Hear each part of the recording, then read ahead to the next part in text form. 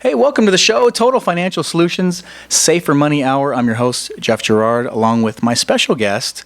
Let me tell you a little bit about him, Richard Lewis Grant. I'm going to call him author extraordinaire if you've heard us there you go. have him on the show before. That's my favorite title for him. Richard, thank you for being on the show with us today. It is a pleasure once again, Jeff. Let me give you a couple plugs here, Richard. Richard Lewis Grant, author of the most recent book, Power Tools to Slay the Money Dragon. I like to bring that up first and foremost in case I forget. You can find that book at www.greatbooksforme.com. That's the number 4, Greatbooks4Me. You can also send us an email. We'll get you some of that information in just a minute if you didn't catch that. Amazon, Kindle, there you all go. Those nice places. There you go. So Total Financial Safer Money Hour, ways you can get out of debt, manage your money, plan for retirement. We're going to talk a lot about and really in depth on what you can do, some of the options for you when it comes to an old 401k. Richard, we've seen the climate, the landscape. People are job hoppers nowadays. You know, it's not the old school way of thinking where you go to school, maybe you go to college, but you get a good job.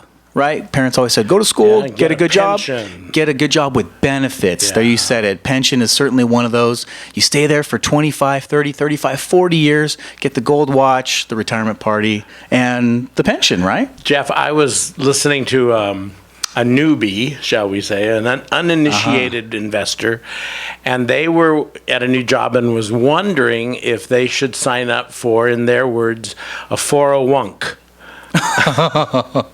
And I thought, we need to start at the beginning. That's right. It's not a 401k, is it? No, I mean, I guess you could call it that if you didn't have time to say the K.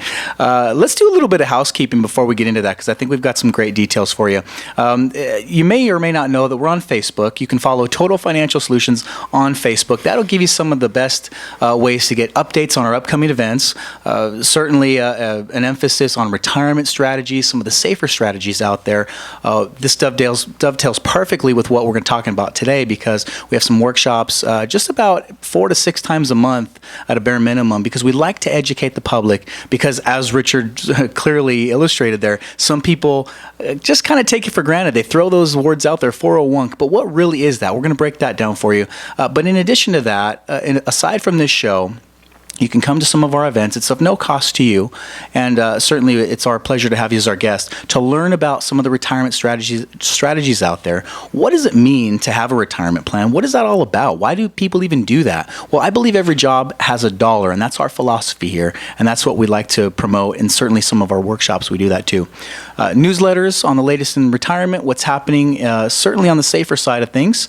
If you want to sign up for our newsletter, you get that weekly via your email. I had someone actually ask me the other day if they could sign up for the newsletter, Richard, but they didn't want to give me their email. They actually thought someone still published a hard copy. And you personally are going to bring it to their house. I will. I'll bring it right to their door. I'll bring it right to your email inbox. How about that? I can promise you that. Also, if you want to follow us, our podcast, we've actually started kind of a new format of our show to be a bit more podcast friendly. So you can get the KHTS app, download that free app on Google Play or your App Store, search for KHTS. That stands for Hometown Station. So find us there.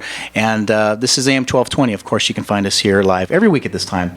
Last thing I want to talk about is SCV TV. You can find us on Time Warner and AT&T. So we're very excited to be here, especially with Richard Lewis Grant. I'm excited to have you here. I always am. I'm excited to be here too. Okay, so let's get into this, Richard. 401ks are that's kind of the term thrown around for a workplace retirement plan, but let's really break that down. I'll give you a little background on it.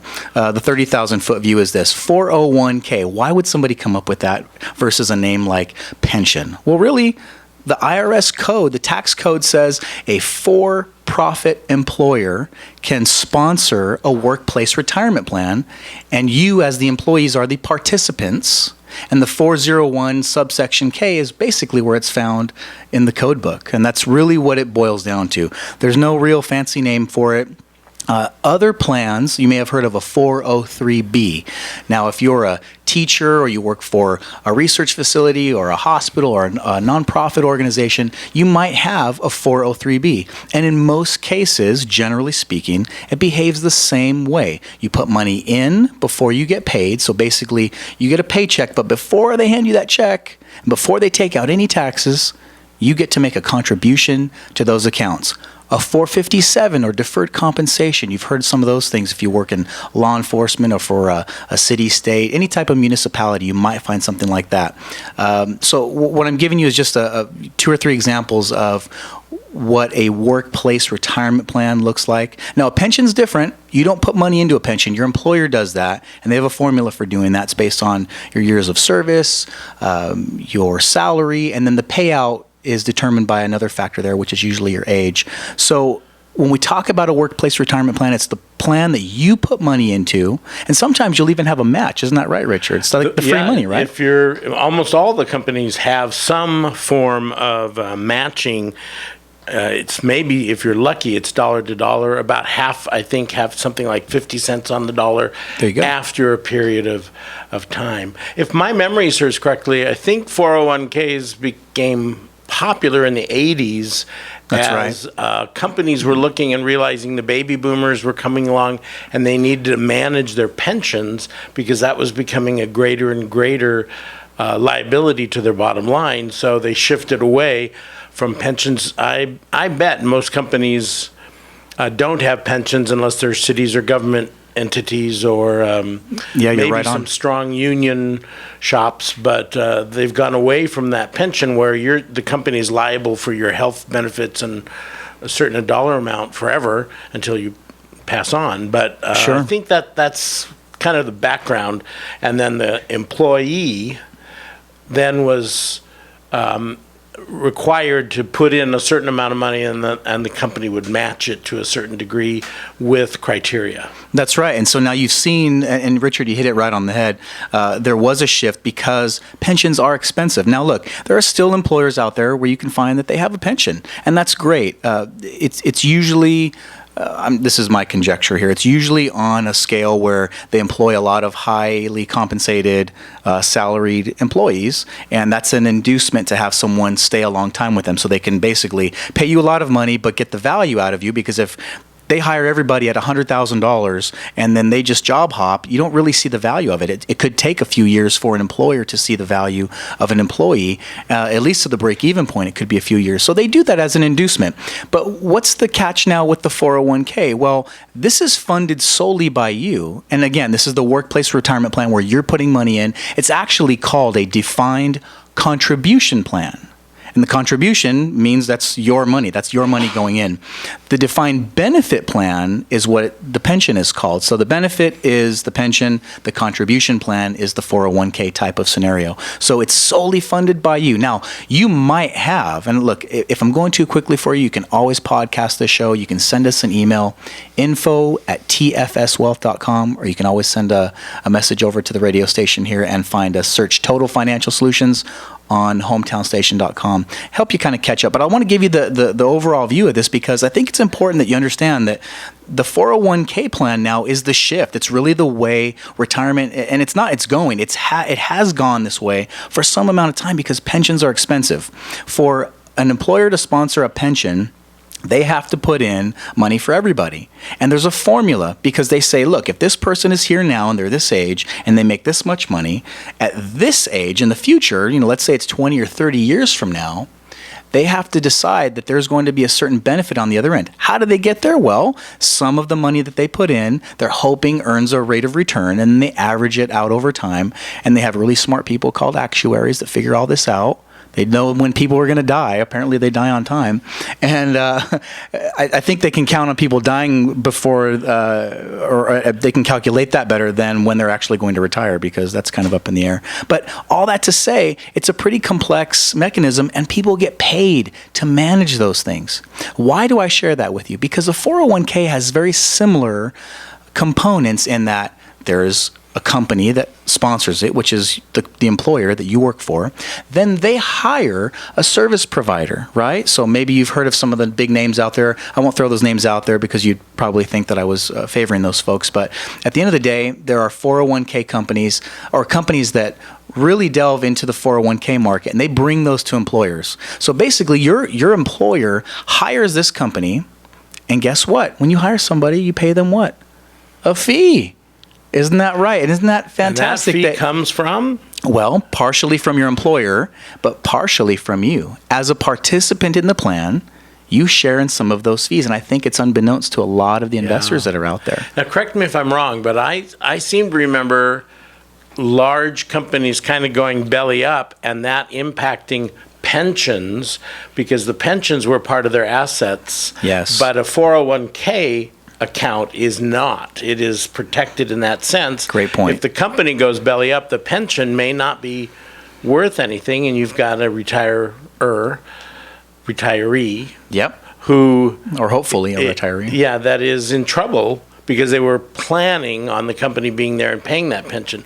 Now, 401k is not that because it's not held as assets from the sponsoring company, right? That's right, and you're hitting it on the head again, Richard. Boy, you've been doing some research. I'm a carpenter now.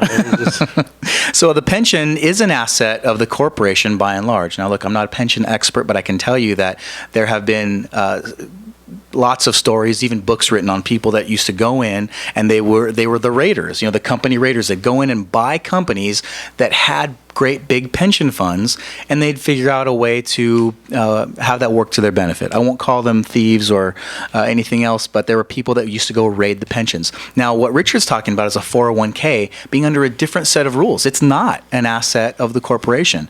It's actually got a different set of rules that govern that altogether. And when you put money in, that is your money. Now, you might not be able to take it right back out tomorrow, unless you took out a loan, and we can talk about that in a minute. But to put money in like a savings account and take it back out, that's not what it's designed for. Those plans, these 401ks we're talking about, are designed to take money in on a monthly basis, because that's how you usually get paid, monthly or biweekly or weekly. Every time you get a paycheck, you put money in, and that's your money. If it earns a rate of return, or if it goes down in value, it doesn't matter. That's your money. If your company puts money in, called a match, like Richard was talking about earlier, they may put a percentage in. We can talk about that here in a minute. But really, the money that they put in and you are vested for, that is your money.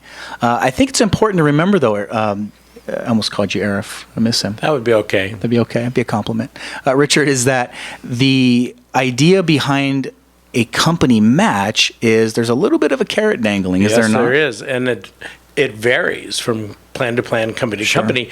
They want to keep you if they can give an incentive. So your money is your money. Right. But the matching usually has some criteria, like you're not vested, you don't get it until you're there 3 years or 5 years or 6 years. Right. And then all that has been matched becomes part of your assets, part of your account. Now that is an incentive then. Let's say you're, year 4 in a company. Yep. And you really are not happy. It might be to your advantage to remain there for that year, so that if you're vested at year 5, so then that big lump of money, whatever they've been matching your contributions, is then yours. That's something people need to realize if they're terminating themselves. If Correct. they're going to move, they need to look at the details of the vesting of whatever retirement plans they have at that company. That's a great point, because so many times people are just leaving the free money on the table. If you've been with a company 4 years, in Richard's example, and you have a 5-year vesting schedule, a couple of things may have happened. One, and which is one of the most popular and one of the more common things that we've seen, is once you become eligible, let me actually just back up a step. If you walk into your job day one, you're probably not eligible for any of the benefits that are there. Maybe, I don't know, but you have to check with human resources. But what you want to do is see, when do I become eligible? Let's say it's 12 months from the time you start working. Okay, great. So after that first year, that didn't count towards your vesting. You just became eligible to start putting money in. They gave you the privilege of putting money in. So you say, okay, great. Now the clock starts ticking. So here's what I'm saying. If in 5 years, they have a vesting schedule of 5 years, they may, at the end of the first year, which would be your second year working there. But after the first year, they may say, okay, the money you've put in is yours. The money it earned is yours. But the money we put in, you get 20% of that. You follow me? So every year, 20% would be going in until 5 years was there, and then you have 100%. If you leave in year 3, in my example, you'd only leave with 60% of their money. So if you put in $100 and they matched $5, you can see where I'm going with this. Over time, you're starting to see that not all of the money they put in is yours. They do the accounting. You don't have to worry about that. You can just kind of watch your account grow. But if you have $10,000 in your account, and that's made up of two sides of the equation, yours and the employer's money, and you walk away with 8,000, that's why, because you weren't vested for 100% of their money. And I think it's an important thing, if you're beginning with a new company, to understand those rules, understand Yes. what it is, because there is, I believe, if my stats are correct, half or so of companies that have 401ks allow new hires to begin contributing. That's right. But that's the other half, by definition, do not. That's right. And then there are rules. Maybe you have to pass your 3-month probationary period, or maybe it's 6 months, or maybe it's a year. Whatever right. that is, as soon as that happens, you want to be on top of it. And in my opinion, match or contribute the maximum that they allow, because then their contribution will be based on that, a percentage of that maximum. That's right. So we kind of touched on it briefly. Let's break that down a little bit. You might hear something like, oh, we match 100% of 5%. That means that, or you hear 50% of 6%. You go, God, what do all these numbers mean? Well, I'll tell you this. Let's just say for easy math, you make $100,000. That's your salary. The 6% is based on that salary or your earnings in that company. So in my example of $100,000 in salary or income for that, that's your pay for the year, $6,000 is what they would match if you put in $6,000, right? So, or actually, let me go back, 50% of 6%, right? So if you put in 6%, that's $6,000, they would match $3,000. You can put more than that, of course, checking with your human resources and making sure you can put more, but most plans allow a much higher number than that. So let's say you put in 7%, they're only matching on the 6, and that's only half of the 6. So lots of percentages, halves, wholes, whatever. Look, just know that when you sit down, ask your employer or your human resources director to tell you what number you have to put in to get all of the match, basically all of the free money, because you don't want to leave that on the table. That's right. And, we are really talking about some real money. In That's the right. end of 2014, the average balance of 401ks in America was over $90,000. Wow. So those who had 401ks, if you average it out, that was $90,000. For those who had a 401k for 10 years or more, the average balance was about $250,000. Oh my goodness, So that's we're pretty strong. we're talking, Yeah. some nice change. Yeah, and that's great because, you have some people that are in their 30s, 40s, 50s, 60s. Now, look, $250,000 is a lot of money. $90,000 is a lot of money, but that's not something that most people can retire on, especially when we're talking about Santa Clarita, we're talking about Antelope Valley, we're talking about San Fernando Valley, Southern California in general. We've seen a lot of people, even some of our previous shows, Richard, and we've talked about people moving away with their money to find a little pay raise by not paying extra taxes. So a 401k by definition is something you're going to put money into that has not been taxed. I don't know that I touched on I don't that think so. too much. Okay, I said before you pay taxes, you put money in. But remember this, when you put the money in, you're not taxed yet. The earnings that you have, let's say you put in $100 and it earns 10% and you have $110. You say, woohoo, okay, great. It's sitting in the account. You don't get a 1099 from the company that says, hey, you earned $10, pay us tax on that. It's deferred, but it's not tax-free. It's deferred. That's the key word. When you take money out of this account, if you take it out in retirement, you pay ordinary income tax. If you take it out before retirement, you pay ordinary income tax plus a penalty if you don't do it the right way. And I won't spend too much time on that because there are so many little caveats to that. But there are ways to take money out of your 401k without a penalty. And you get the benefit of lowering, if you will, your taxable income. Yes. So if you lower your income by 6% or whatever it is you're matching, then Sure. the government does not tax That's you right. on your full amount. It only taxes you on the amount after your contribution. That's another benefit of having that retirement plan. And we're not tax planners, but we understand the tax code and how it works and really how it affects your contributions, your income now while you're in your earning phase of your life and also in retirement. The idea behind this, guys, is to put money in during your highest earning years, right? So when you're making 6 figures or even a high 5 figures or more, putting money aside, look, you know that if you don't have any kids, any real write-offs, you're giving away sometimes a quarter, a third just in federal income tax, right? You make $100,000 between federal and state, you might take home, and payroll tax, you might take home 60% of that. And so you do $100,000 worth of work and effort, but you net $60,000 in this example. So what's the answer? You say, well, gosh, I don't want to give all my money away in taxes and not have anything at the end because I've basically backed my life and my expenses into that amount that I take home. What can I do? Lower taxes. That's right. And how do you do that? Oh, yeah. Good.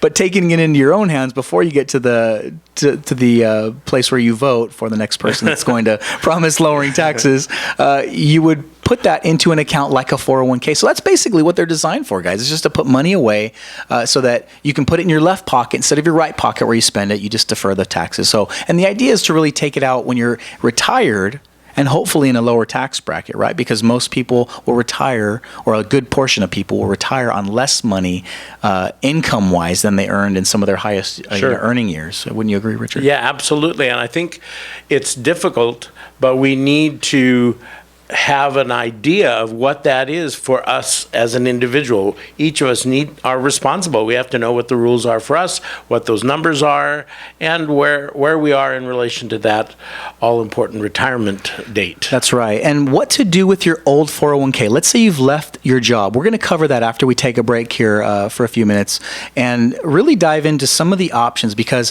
when you're working for a company, you have this 401k plan, you're limited in a few things. I'm going to talk about while you're there, and then what can happen and why it's important to know the trigger when you leave your job, whether it was by default or by design. We'll have that for you and a lot more. Total Financial Solutions, Safer Money Hour on your hometown station. This is AM 1220 KHTS.